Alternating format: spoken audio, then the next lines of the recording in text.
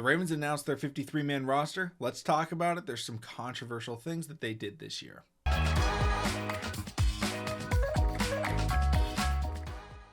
What's going on, everybody? Welcome back to TTB Ravens Media, bringing Ravens content every single day. If you want to see that daily Ravens content, make sure to subscribe button down below. Hit the notification bell as well if you want to get notified every single time I put a brand new video. Now, in this video today, going to basically be running through the Ravens roster. It's not necessarily a depth chart. The Ravens don't release an official depth chart. Sometimes the media does, but I want to go through it and talk about the things that surprised me. Obviously, Joshua and I put out the prediction on Monday. So, I want to kind of compare and contrast. I want to give some shout outs to some guys. Joshua and I will be recording, a full reaction as well and talk about players that maybe the Ravens should go after that were cut and that sort of thing. But let's jump right into it. So, first off, the order that I'm naming these players in are by jersey number, not depth chart. Okay.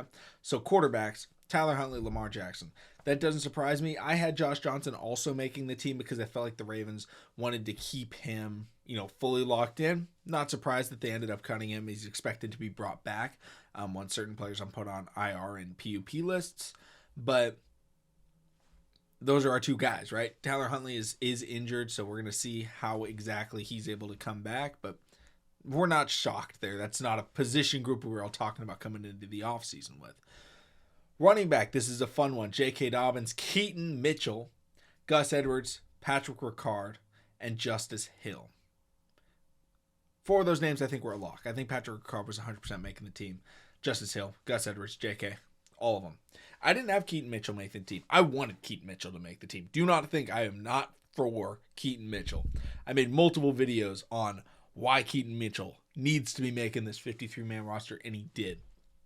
And I want to give a huge shout out to him because that was very exciting for me to see that he ended up making that team because, he's so fast, he's so explosive, he's so dynamic, and he's able to do things that other running backs the Ravens have aren't able to do. And that's valuable. And he got injured and wasn't able to show off his talents in the preseason nearly as much as I think he would have liked or as Ravens fans would have liked. But he still did enough to be able to say, hey, I made it. I showed I belong. Now let's see how we can utilize him in the 53-man roster, on game day on Sundays. Next up, wide receivers, Odell, Zay, Rashad, Bateman, Duvernay, Aguilar, and Tylan Wallace. Exactly what I predicted. I don't think that's a big surprise. Obviously, James Prochet did end up getting cut. That sucks for...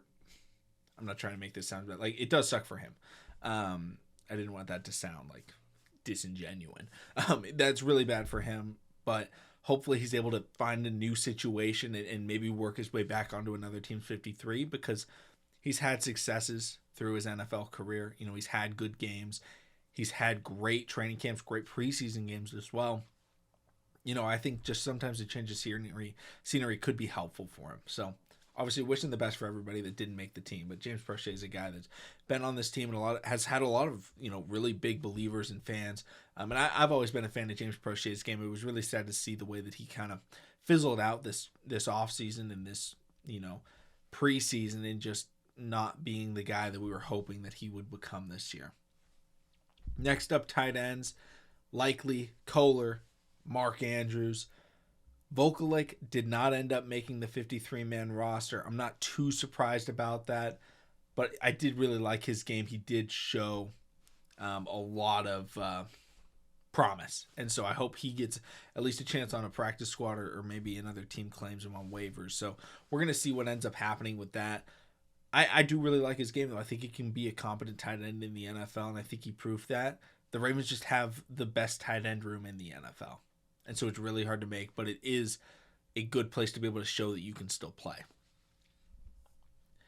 Offensive line, we've got Tyler Linderbaum, Patrick McCarry, Ben Cleveland, Kevin Zeiler, Saleh, John Simpson, Falele, Morgan Moses, and Ronnie Stanley. Biggest one right there is Ben Cleveland ended up making the team over guys such as that I had making the team, like Sam Mustipher. I had making the team, but shout out to Ben Cleveland. That last preseason game, when they put him in at tackle, he started to look a lot better. And it was like, okay, he's still showing promise. It shows him making the team shows that the Ravens still believe in him.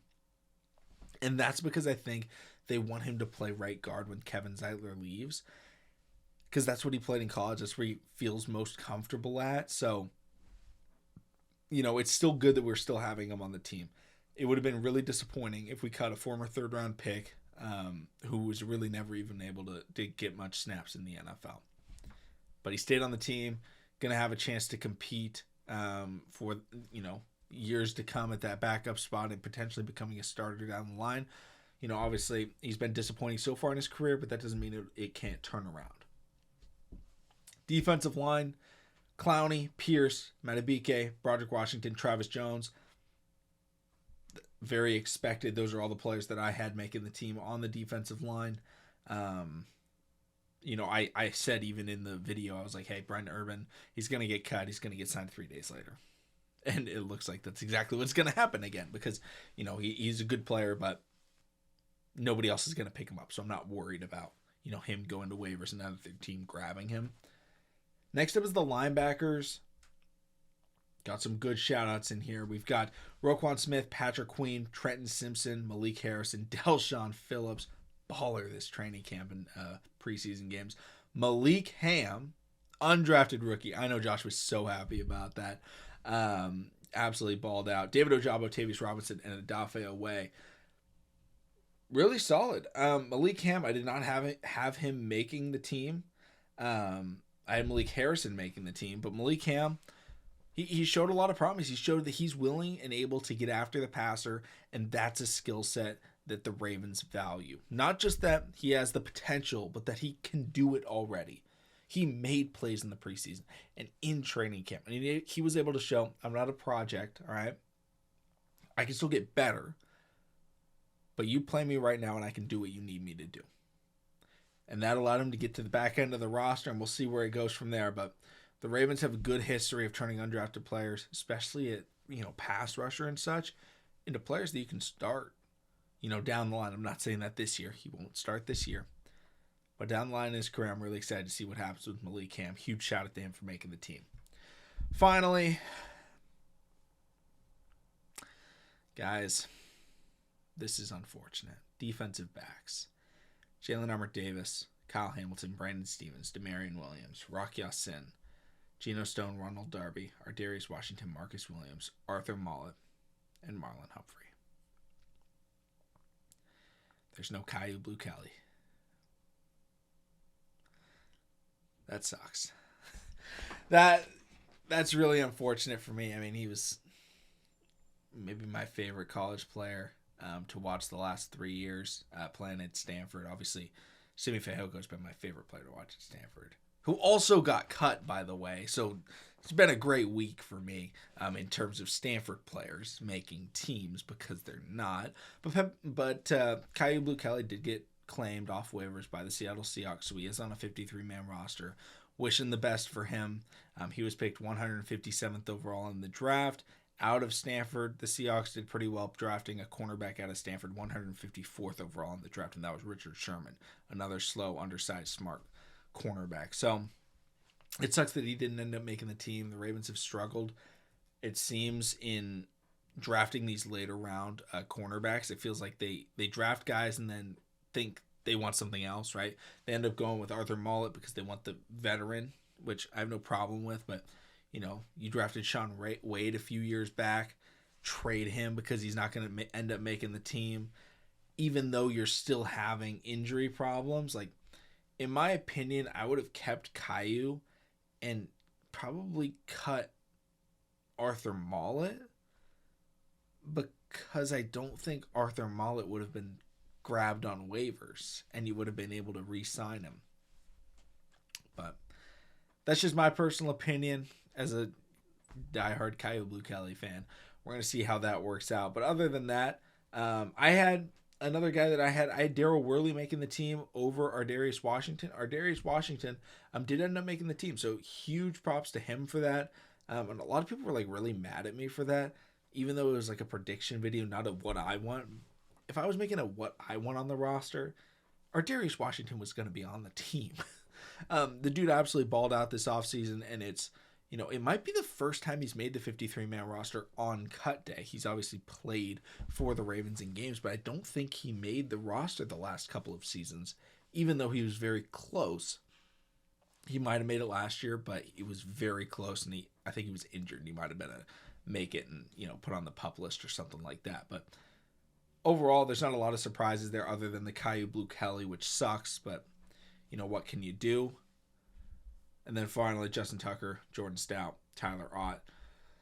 That's the Ravens 53-man roster. I think it's really solid. I don't necessarily think, like, they weren't a team that went after any claims off of waivers. So it shows that they're very confident in the players that they have, and it was difficult cuts rather than difficult keeps. Because other teams, it's like, oh, they keep all these guys, and then they're like, all right, we claimed 7 guys off of waivers, and then half the guys you keep, you end up, you know, cutting right away the next day to make room. So overall, I think it was a really good job by the Ravens. You know, I'm disappointed in some things, you know, Kyu Blu Kelly, but I absolutely love the fact that Keaton Mitchell and Malik Hamm made the team. Delshon Phillips as well. You know, those are 3 guys that I didn't think would make the team. They all did, and I think they're very deserving, so I want to give huge shout-outs to them. But let me know in the comment section down below your biggest takeaway from the Ravens 53-man roster. Thank you all so much for watching. Subscribe for daily Ravens content, and I'll see all of you again tomorrow.